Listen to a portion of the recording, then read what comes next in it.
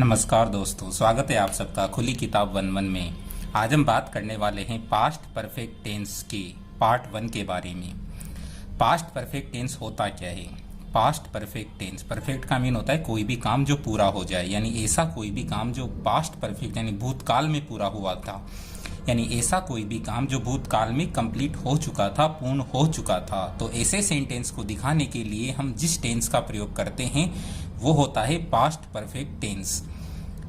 पहचान: ऐसे हिंदी वाक्य जिसके अंत में चुका था, चुकी थी और चुके थे आते हैं। जैसे पास्ट में कोई भी काम हो चुका था, जैसे चूहा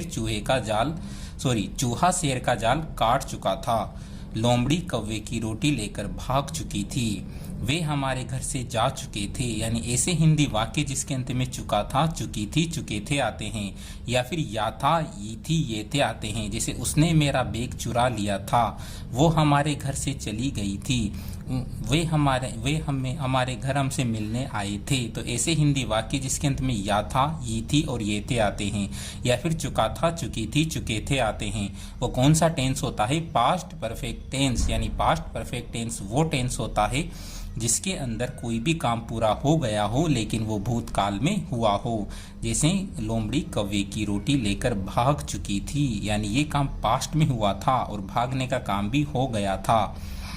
helping verb, past perfect tense में जो हेल्पिंग वर्ब आती है वो आती है हेड। चाहे हमारा सब्जेक्ट सिंगुलर हो यानी एक वचन हो, या फिर प्लूरल नाउन हो, यानी सिंगुलर नाउन हो या फिर प्लूरल नाउन हो। सिंगुलर नाउन मतलब एक वचन संज्ञा, या फिर प्लूरल नाउन हो बहुवचन संज्ञा, कुछ भी हो। हमारे यहाँ पर पास्ट परफेक्ट टेंस में जो हेल्पिंग वर्ब आएगी वो आएगी हेड। पास्ट परफेक्ट टेंस में मेन वर्ब, मुख्य क्रिया, मेन यानी मुख्य, वर्ब यानी क्रिया। पास्ट परफेक्ट टेंस में जो मेन वर्ब आती है वो आती है मेन वर्ब की थर्ड फॉर्म। क्या आती है? मेन वर्ब की थर्ड फॉर्म। और मैंने आपको बताया है कि कोई सा भी परफेक्ट टेंस हो, चाहे प्रेजेंट का परफेक्ट हो, चाहे पास्ट का परफेक्ट हो, चाहे फ्यूचर का परफेक्ट हो, हर परफेक्ट टेंस में क्या आती है? मेन वर्ब की थर्ड फॉर्म। क्या आती है? मेन वर्ब की थर्ड फॉर्म। अब हम बात करते हैं पास्ट परफेक्ट टेंस के अफर्मेटिव सेंटेंस यानी सकारात्मक वाक्य के बारे में। किसके बारे में? अफर्मेटिव सेंटेंस, सकारात्मक वाक्य के बारे में। पास्ट परफेक्ट टेंस का अफर्मेटिव सेंटेंस का फॉर्मूला ये रहा। सबसे पहले बात करते हैं सब्जेक्ट की। सबसे पहले लिखते हैं सब्जेक्ट, सब्जेक्ट के बाद लिखते हैं हेल्पिंग वर्ब। और पास्ट परफेक्ट टेंस में हेल्पिंग वर्ब क्या है? हेड। क्या है? हेड। तो हम क्या लिखेंगे? हेड। हेल्पिंग वर्ब के बाद आती है मेन वर्ब, और पास्ट परफेक्ट टेंस में मेन वर्ब की कौन सी फॉर्म आती है? Third form. तो क्या लिखेंगे? मेन वर्ब की थर्ड फॉर्म। और जैसे ही मेन वर्ब आती है, मेन वर्ब के बाद यदि सेंटेंस में ऑब्जेक्ट है तो फिर हम ऑब्जेक्ट का प्रयोग करते हैं। सबसे पहले सब्जेक्ट, उसके बाद helping verb had plus main verb की third form plus object. Subject का पता कैसे लगाते हैं? सेंटेंस में सब्जेक्ट का पता लगाने के लिए हम दो वर्ड हैं कौन और किसने, उससे क्वेश्चन करते हैं क्रिया के साथ में। जैसे मान लो वे हमारे घर से चले गए थे, कौन गए थे? वे। कौन गए थे? वे। तो वे क्या है? सब्जेक्ट। अब जैसे मान लो हमारा सेंटेंस है उसने मेरा बैग ले लिया था, क्या ले लिया था? बैग। तो क्या क्या है? ऑब्जेक्ट। और ऑब्जेक्ट क्या ले लिया था? बैग। तो उत्तर जो मिलता है क्या और किसने से क्वेश्चन करने पर जो हमें आंसर मिलता है वो हमारा ऑब्जेक्ट होता है। अब हम बात करते हैं फॉर एग्जाम्पल। पहला सेंटेंस हमारे सामने है, राधा ने बगीचे से फूल तोड़ लिए थे। राधा ने बगीचे से फूल तोड़ लिए थे। अब वाक्य में सबसे लास्ट में देखिए, पहले टेंस का पता लगाइए। या था, ये थी, ये थे। या था, ये थी, ये थे, कौन सा टेंस होता है? Past perfect. अब पास्ट परफेक्ट टेंस में सेंटेंस या तो अफर्मेटिव होगा, या फिर नेगेटिव होगा, या फिर इंट्रोगेटिव होगा। क्या इस वाक्य में कहीं नहीं आ रहा है? नहीं आ रहा है, नहीं आ रहा, नहीं, कहीं भी नहीं आ रहा, तो ये वाक्य क्या नहीं है? नेगेटिव। ये वाक्य नेगेटिव नहीं है। क्या इस वाक्य में क्वेश्चन किया जा रहा है? राधा ने बगीचे से फूल तोड़ लिए थे, इस वाक्य में बताया जा रहा है, पूछा नहीं जा रहा। यदि सेंटेंस ऐसे होता, क्या राधा ने बगीचे से फूल तोड़ लिए थे, क्या राधा ने बगीचे से फूल तोड़ लिए थे, तो उसमें पूछा जा रहा है, और जिसमें पूछा जाए वो इंट्रोगेटिव है। लेकिन यहाँ पूछा नहीं जा रहा, बताया जा रहा है, यानी अफर्मेटिव सेंटेंस है। और एक चीज और है, इंट्रोगेटिव सेंटेंस के लास्ट में क्वेश्चन मार्क आता है, जबकि यहाँ क्वेश्चन मार्क नहीं आ रहा, यहाँ क्या है? पूर्ण विराम। यानी ये वाक्य अफर्मेटिव है, इसमें नहीं नहीं है, नहीं कहीं भी नहीं है, तो ये नेगेटिव नहीं है। अब ये अफर्मेटिव सेंटेंस का फॉर्मूले से बनेगा। सबसे पहले क्या लिखते हैं, सब्जेक्ट। लेकिन सब्जेक्ट का पता लगाने के लिए सबसे पहले हमें किसका पता होना चाहिए, क्रिया का। क्रिया क्या है, काम। राधा ने बगीचे से फूल तोड़ लिए थे। इस वाक्य में काम क्या हुआ, तोड़ने का। काम क्या हुआ, तोड़ने का। तो तोड़ना क्या है, मेन वर्ब। तोड़ना क्या है, मेन वर्ब। अब देखिए, कौन तोड़ लिए थे, हमें कोई उत्तर नहीं मिलता। कौन तोड़ लिए थे, तो हम क्वेश्चन करेंगे किसने तोड़ लिए थे। किसने तोड़ लिए थे, राधा ने। तो राधा क्या है, सब्जेक्ट। राधा क्या है, सब्जेक्ट। RADHA, राधा। राधा क्या है, सब्जेक्ट। सब्जेक्ट के बाद वाक्य में क्या आएगी, हेल्पिंग वर्ब। और हेल्पिंग वर्ब क्या है, यहाँ पर हेड।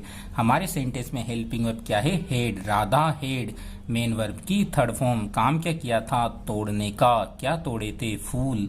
ये हमारा ऑब्जेक्ट है। क्या तोड़े थे, फूल। क्या तोड़े, फूल। और ये मेन वर्ब। मेन वर्ब की कौन सी फॉर्म आएगी, थर्ड फॉर्म। लेकिन एक चीज याद रखना, फूल तोड़ने को बोलते हैं प्लक, PLUCK। फूल तोड़ने को बोलते हैं प्लक, PLUCK। लेकिन ये फर्स्ट फॉर्म है, यहाँ कौन सी फॉर्म आएगी, थर्ड फॉर्म। तो इसमें ED लगेगा, plucked. Radha had plucked, Radha ने तोड़ लिए थे। क्या तोड़े थे, फ्लावर्स। फ्लावर्स, फ्लावर्स यानी फूल, FLOWERS, फ्लावर्स। फ्लावर्स यानी फूल। राधा हेड प्लग्ड, राधा ने तोड़ लिए थे फ्लावर्स यानी फूल। क्या सेंटेंस पूरा हो गया, नहीं हुआ। अभी क्या बाकी है, बगीचे से। अब जब बगीचे से फूल तोड़े हैं तो फूल बगीचे से अलग हो गए, और अलग होने के अर्थ में से के लिए आता है फ्रॉम। क्या आता है, फ्रॉम। अलग होने के लिए से के अर्थ में आता है फ्रॉम। कहाँ से तोड़े थे, बगीचे से, फ्रॉम द गार्डन। कहाँ से तोड़े थे, from the garden, GARDEN, garden.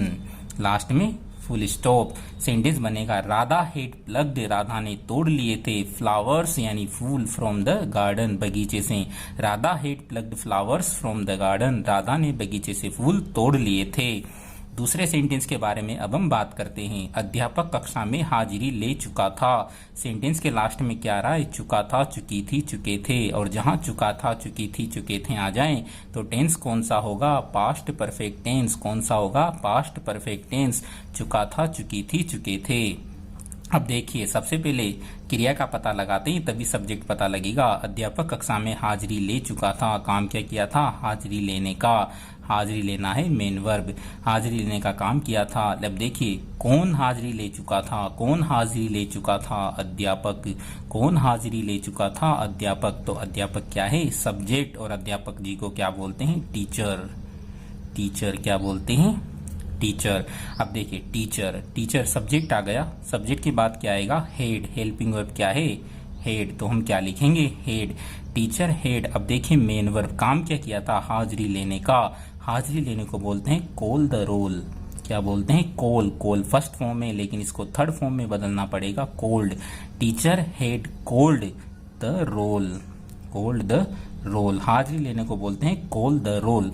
अब कॉल फर्स्ट फॉर्म में तो उसको थर्ड फॉर्म में बदलेंगे, और द रोल बाद में आएगा। Teacher had called the roll, अध्यापक हाजिरी ले चुका था। अब देखिए कहां पर, कक्षा में। कक्षा में को लिखेंगे इन द क्लास। क्या लिखेंगे, in the class. In the class. In the class. Teacher had called the roll, अध्यापक हाजिरी ले चुका था इन द क्लास, कक्षा में। तीसरा सेंटेंस देखिए, लोमड़ी कौवे की रोटी खा चुकी थी। लोमड़ी कोए की रोटी खा चुकी थी। चुका था, चुकी थी, चुके थे। कौन सा टेंस है, पास्ट परफेक्ट। और पास्ट परफेक्ट टेंस इसमें नहीं, कहीं नहीं आ रहा, यानी ये वाक्य क्या नहीं है, नेगेटिव। ये वाक्य नेगेटिव नहीं है। क्या इस वाक्य में क्वेश्चन मार्क आ रहा है, नहीं आ रहा। तो ये इंट्रोगेटिव भी नहीं है, वाक्य क्या है, अफर्मेटिव। और अफर्मेटिव सेंटेंस की शुरुआत कहाँ से होती है, सब्जेक्ट से। सब्जेक्ट का पता कहाँ से लगेगा, क्रिया से। इस वाक्य में क्रिया देखिए, लोमड़ी कौवे की रोटी खा चुकी थी। काम क्या किया, खाने का। काम क्या किया, खाने का। तो खाना क्या है, मेन वर्ब। अब देखिए, कौन खा चुकी थी। कौन खा चुकी थी, लोमड़ी। कौन खा चुकी थी, लोमड़ी। तो लोमड़ी क्या है, सब्जेक्ट। और लोमड़ी को क्या बोलते हैं, फॉक्स। फॉक्स यानी लोमड़ी। अब देखिए, फॉक्स हेल्पिंग वर्ब क्या आएगी, had. Third past perfect tense में हेल्पिंग वर्ब क्या आएगी, had, fox subject, helping verb had, main verb काम क्या किया था, खाने का, काम क्या किया, खाने का, खाना क्या है, मेन वर्ब, और खाने को बोलते हैं ईट। लेकिन ये क्या है, फर्स्ट फॉर्म है, थर्ड फॉर्म होती है ईट, सेकंड फॉर्म एट और third form eaten, EATEN, third form आएगी eaten. Fox had eaten, fox खा चुकी थी, क्या खा चुकी थी, क्वेश्चन कीजिए क्या खा चुकी थी, रोटी। अब देखिए रोटी को चपाती भी बोलते हैं और ब्रेड भी बोलते हैं, यहाँ मैं ब्रेड का यूज कर रहा हूँ। Fox had eaten the bread, fox had eaten the bread, या फिर ब्रेड लिख सकते हैं, fox had eaten bread, fox had eaten bread, fox bread खा चुकी थी। अब देखिए किसका, कौवे का, रोटी किसकी थी, कौवे की, का की के लिए लिखते हैं ऑफ, किसकी, of the crow, of the crow, crow यानी कौवा। सेंटेंस बनेगा फॉक्स हेड ईटन, फॉक्स खा चुकी थी, लोमड़ी खा चुकी थी, ब्रेड यानी रोटी, फॉक्स हेड ईटन ब्रेड, लोमड़ी रोटी खा चुकी थी, ऑफ द क्रो यानी कौवे की। पूरा सेंटेंस बनेगा fox had eaten bread of the crow, fox had eaten bread, लोमड़ी रोटी खा चुकी थी, ऑफ द क्रो यानी कौवे की। Thanks for watching video. अगले वीडियो में मैं बात करूंगा पास्ट परफेक्ट टेंस के पार्ट 2 के बारे में, अफर्मेटिव सेंटेंस के बारे में ही हम बात करेंगे नेक्स्ट पार्ट में भी। तब तक के लिए नमस्कार। यदि आपको वीडियो पसंद आता है तो इसे लाइक करें, शेयर करें और चैनल को सब्सक्राइब करें। थैंक्स।